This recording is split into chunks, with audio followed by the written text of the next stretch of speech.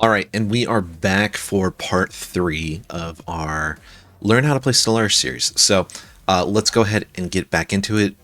Just kind of a quick refresher. We took over a few of these systems, but we took over ones with intent, right? You can see here, oh, why didn't we take over this one? Well, it's because if you look here, you can see there's not too much in this space that we actually want to control, right? So instead of going here, we probably took over this because there's something much more value. One being a choke point, and two, research, and then going here for the planet. So that's kind of the idea of what we want to do when we're looking at where do we want to expand? What do we want to take over? This is going to be a good one because one, it's going to protect our main area, but two, we want to branch out to this direction, basically taking any choke points here. So you can see on this side, there's nothing that really connects anything over here. It's all connected here. So this would also be a great one too. Not only that, because it's a choke point, but look how much resources it has.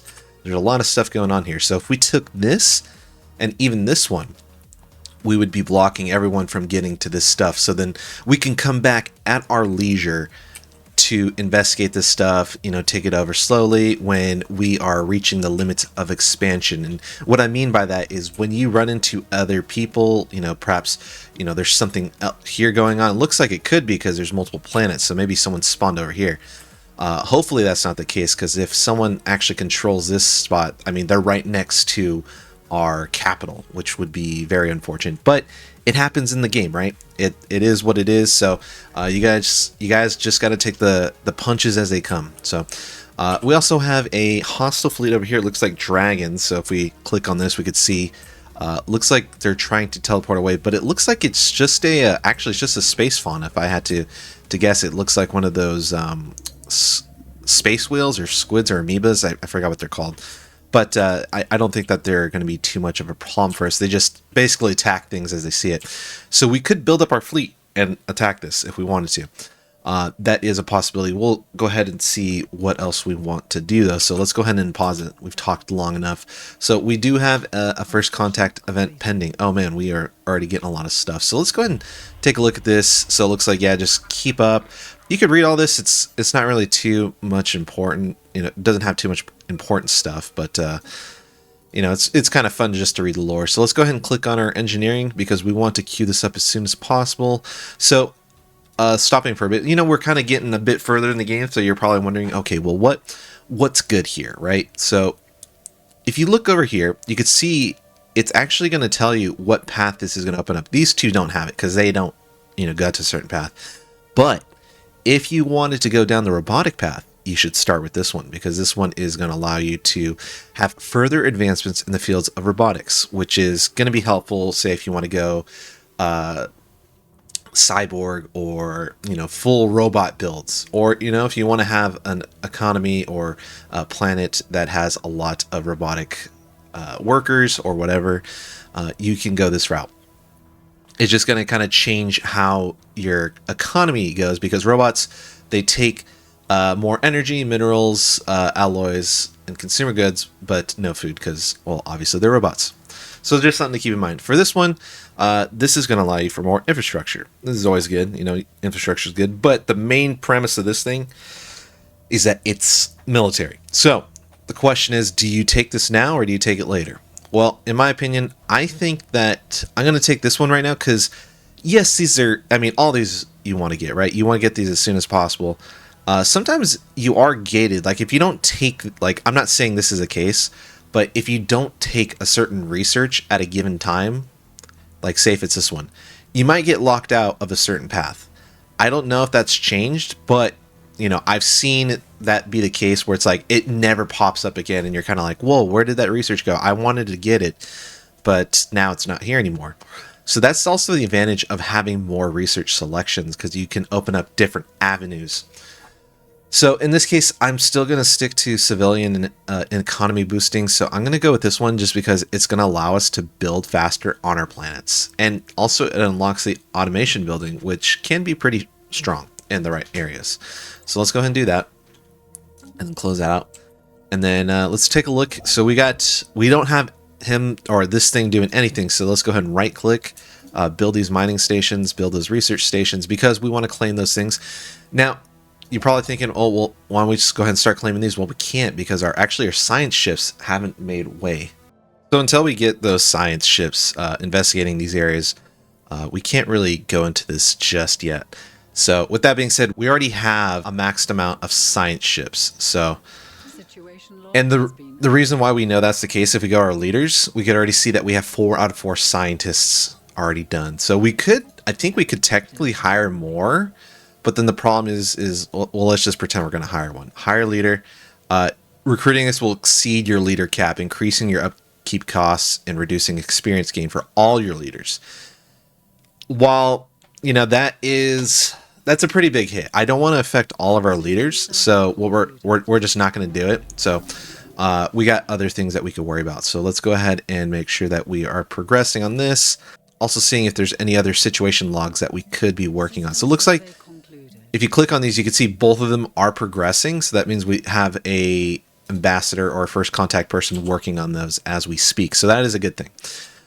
So let's go ahead and go back and take a look at our capital. So you can see here, I'm gonna pause it for a sec because there's a bit of nuance going on here. We have a bit of overcrowding. So what does that mean? It means that we have more people than houses available.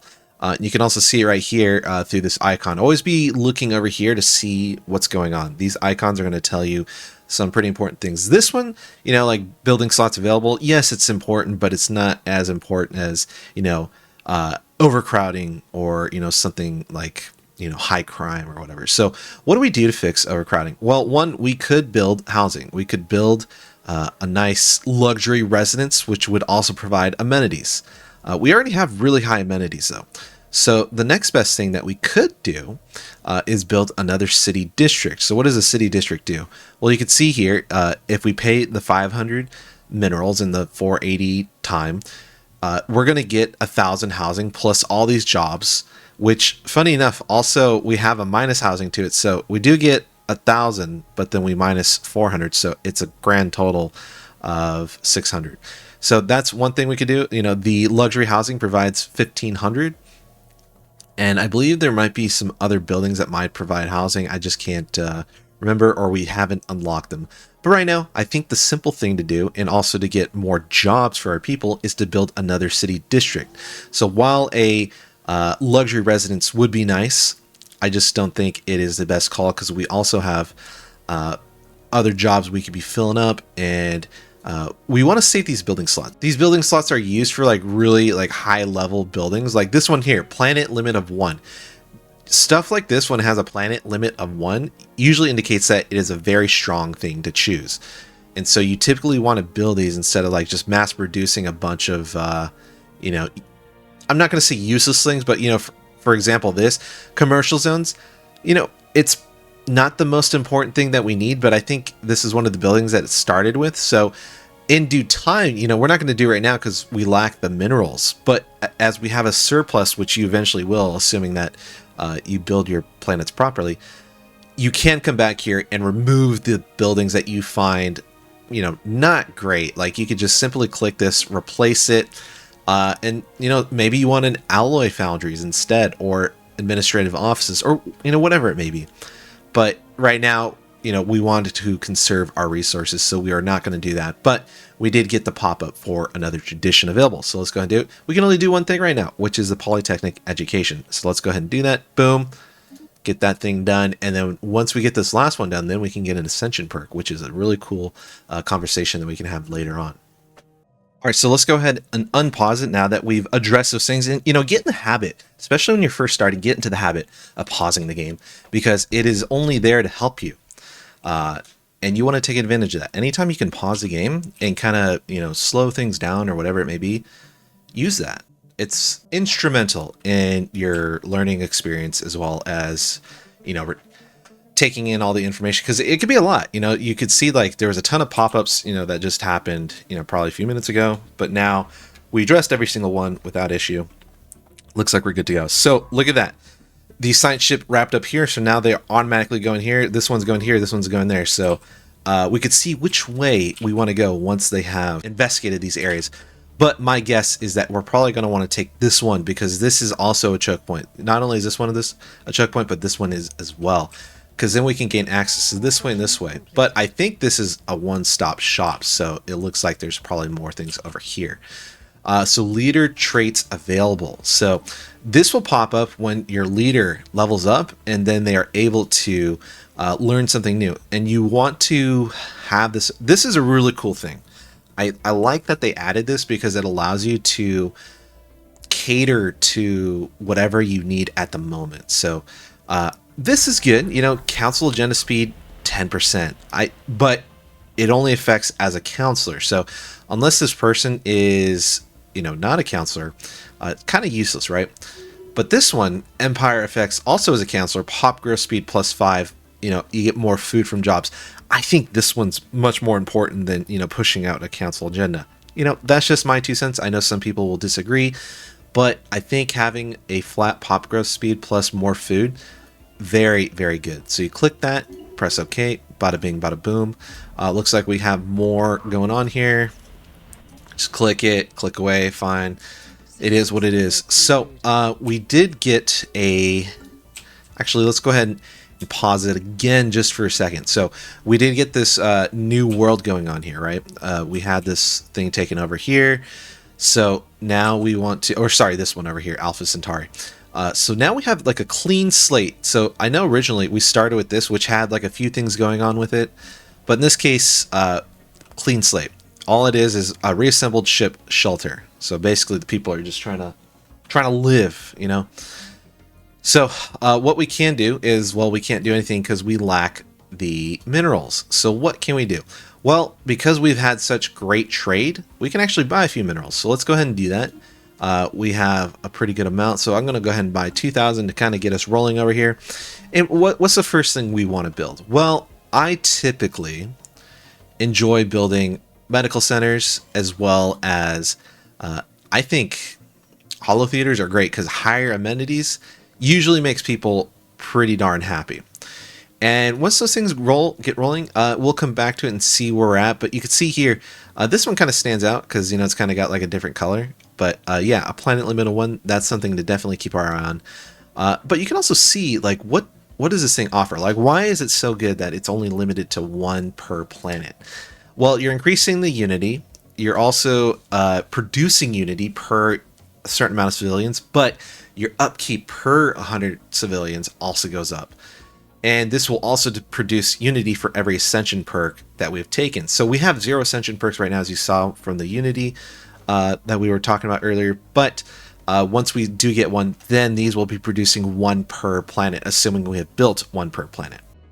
So let's go ahead and close that out and go ahead and restart. So it looks like our colony ship is inactive right now, but that's a good thing.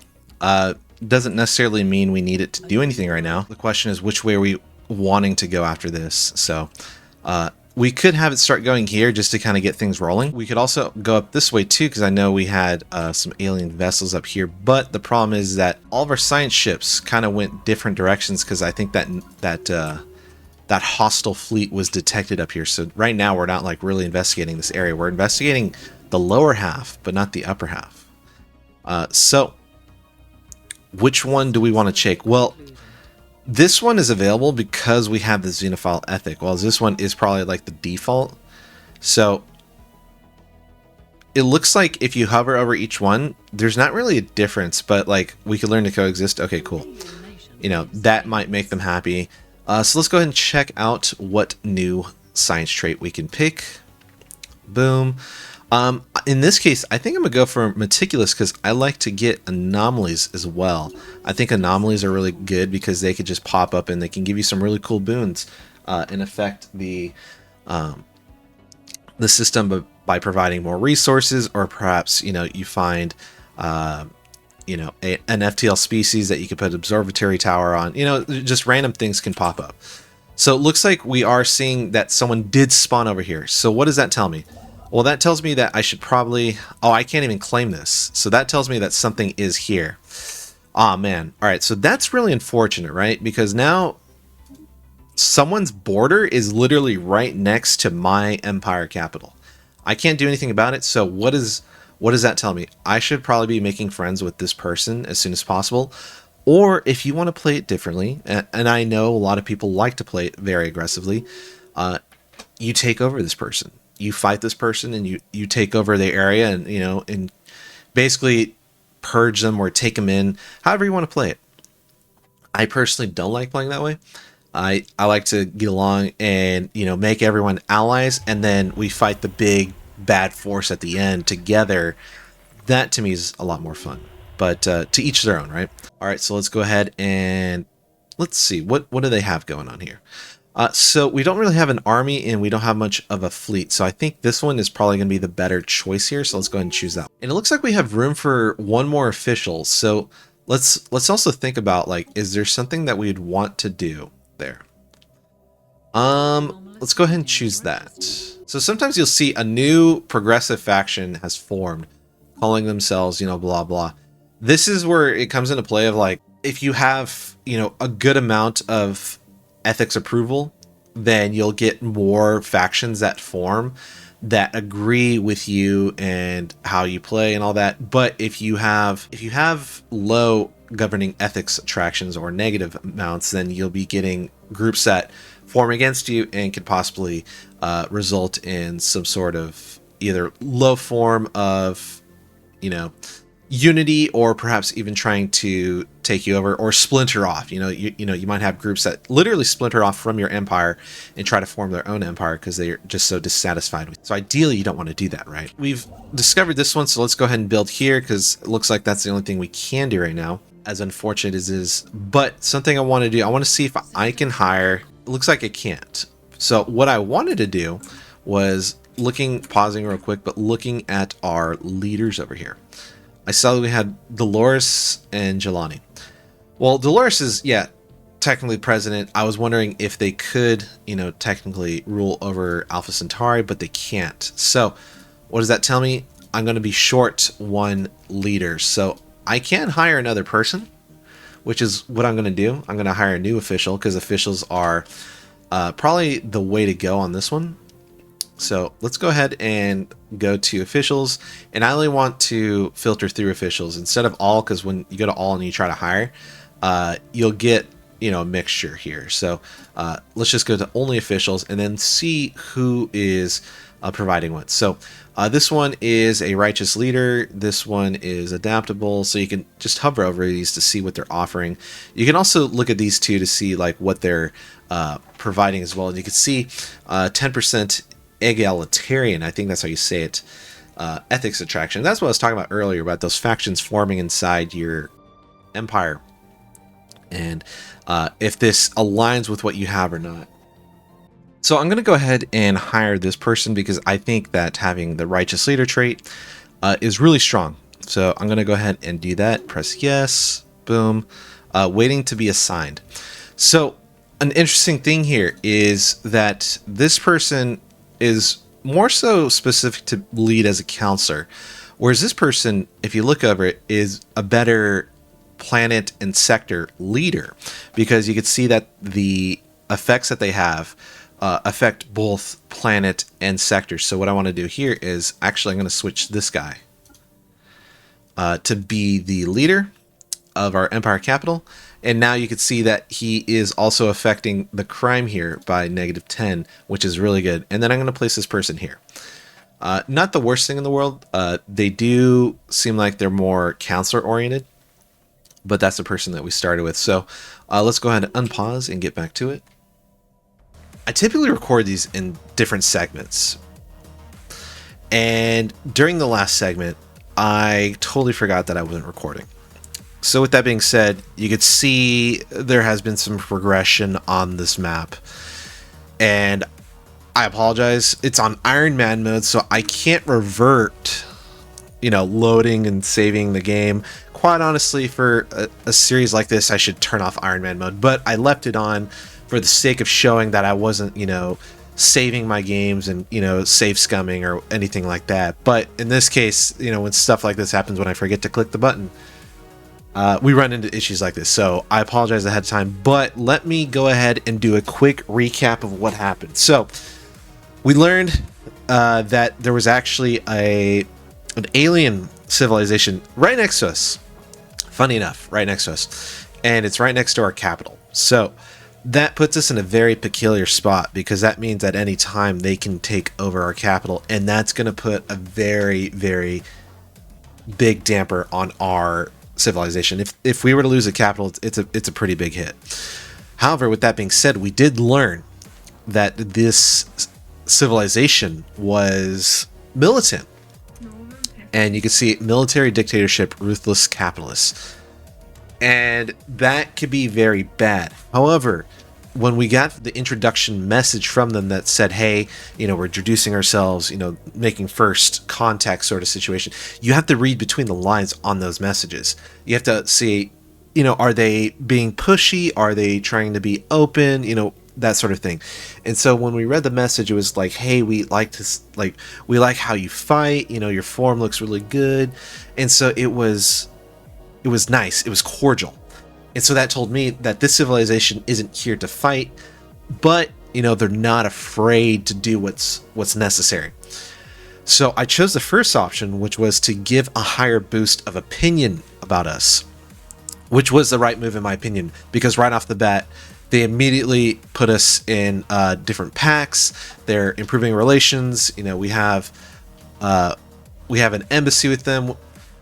It was just only good things. So, when you're going through these first contacts, you want to make sure that you're reading the message and understanding what are they saying. Just don't click through it, ignore it. You have to read those messages, because depending on what they say in that message is going to make or break your relationship with them. Because the other two were like, oh, it was kind of like middle of the road, and it gave like reduced spy growth on them, or you can kind of like piss them off and you have spy growth network on them.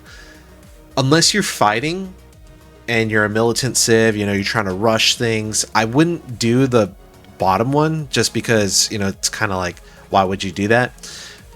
Because you're just going to upset them and they might attack you. But in this case, because we allied with, or we shouldn't say allied, but because we put a good first impression on, they wanted to be our friends, and they are protective. And it's a good thing, because their fleet power is overwhelming compared to us, which is not a good thing because they are right next to us.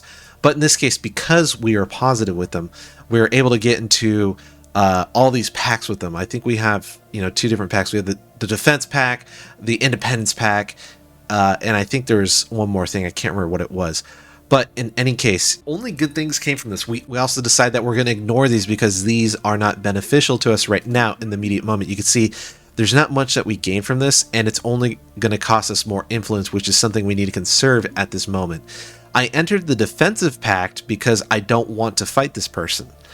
And I think that is a move that shouldn't be understated, because, yeah, you might argue, well, you're losing influence. Yeah, but if I lose the game because, we have this overwhelming force next to us, then, the whole point of this is moot. However, with these two, you don't really need to go into these. You don't even know what you're going to gain from this. Like, there's nothing to hover over, see the values. It just says increase the value of both Empire trade networks. What that is, I guess we could find out if we entered it and see, like, is it like some sort of modifier or something? Not too sure.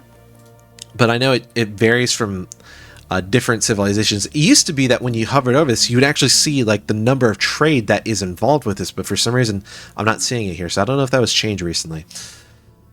Another thing too is that we completed our first tradition, and we started the prosperity chain. I wanted to note that we have only 7 slots here, right? We only have 7 slots of traditions, but there's like 20 odd traditions that you could choose. So you have to be very selective about what you choose.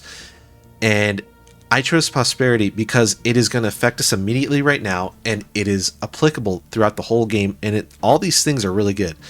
Planetary infrastructure upkeep, costs, providing more housing, upkeep from jobs, resources from jobs. These are all things that are going to apply to us right now.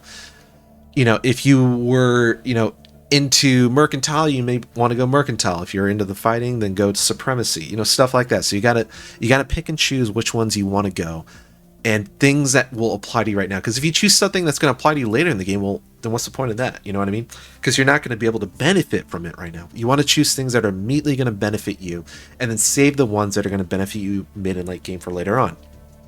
Another thing too is we talked about the ascendancy perks. We saw that these roughly it was about these I remember, yeah, these like top few. We went through these and talked about which ones make the most sense. Which ones do we want to choose? Because you only have, so many ascension perks available to you. So we went through and decided, Lord of War, that's more for militant civilization, so we don't want to choose that one. I don't think this one was available to us. This one is a pretty good one. It's going to benefit you all game. Star-based influence cost -20. Decreasing the influence claim or the claim influence and empire size from systems. All these are going to benefit you throughout the whole game. So this is really good. This one wasn't available. This one is also another good one. I would choose this one if you're looking for something in the middle road. More unity is really good. I felt like I talked about this one a lot.